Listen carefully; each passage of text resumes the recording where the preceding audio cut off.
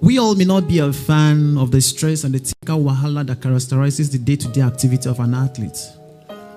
But you see, nature is a fair free and the world is a fair playground. So life's whistle has been blown and all of us are already on the track to compete to win at least a medal. Every game has its own rule, and no matter how swiftly you can bend, no matter how cunningly you can swerve, no matter how beautifully you can probably not be crowned the king. So we all have found ourselves on the track to compete for a precious medal. Funny enough, the real race is a few seconds, but then lie behind years of hard work. Diet that leaves our lives hanging on statements like, see waiting I remain, I know we could never die yet. Lifting of irons and bars to give us the needed shape and possible sparks. Running up hills and acquiring of skills to keep us fit for the actual feast. Early morning jogs that keeps us on the wake, even though it is not our choice, but because the coach has told us that is the wake-up call. Empowerment that blends us well to compete on high with the best athletes. But we prefer to win our game through the stress. We would rather bribe the umpire to not call us back when we have a false start, just that we can run past all the other lads. Sometimes we wish that our opponent slips and falls so that everything can go well with us and we can win with ease. Hoping that the baton of our opponents even fall at the point of exchange so that luck can be on our sides. And sometimes calculating that our opponents draw point as we used to do for Super Eagles during qualification for AFCON. Neglecting what is important most of the time and wishing for a golden crown that is made with a clay. Hey, that's frail. In life, we are constantly in the chase of that which will eventually fade at the expense of that can perpetually stay.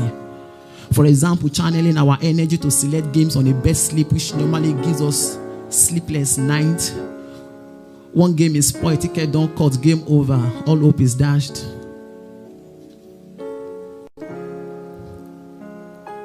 Too much of the time, fretting on the things of the world will take our inner peace away. We constantly struggle to find peace within when we find it outside of God, leaving us to drift foolishly in the stream of the seamless material world.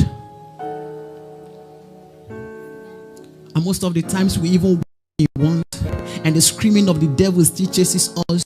We are always on the run, even though we have a stronghold that wins battle without using a gun.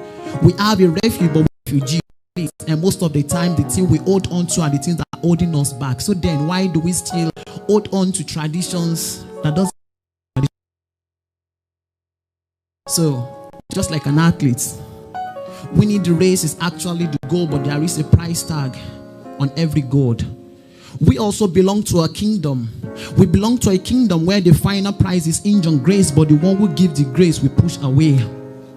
We are too time bound to achieve results with no regard for the one that made time in timeless time, stepped out of time and walked when there was no time. By whose breath we can move, feel, think, and have our being. By whose sneeze the earth will quake and even turn down. His smile is what we see in the sky as the rainbow. Cattle on 1,000 hills belongs to him. It is enough to subdue the walls of Jericho. It was the chariot that transported Elijah, the breeze that parted the Red Sea. Yet by the workings of his decree, water will turn to wine. The blinking of his eyes rains water on the earth. And the switch that opens and closes the lights in the earth is just at his fingertip. But you see, we all love the feel and the paparazzi of standing on the raised podium to feel the feel of a win. We hate the training and the process that leads to winning. Life is not governed by miracle, but by principle. For there is only one principle. There is only one training ground. There is only one key that leads or that opens the door that barricades our life from the promised land. There is only one process that leads to the provision of abundance and necessity that our life ever craves for. There is only one source to the fountain that runs eternally, that never runs dry.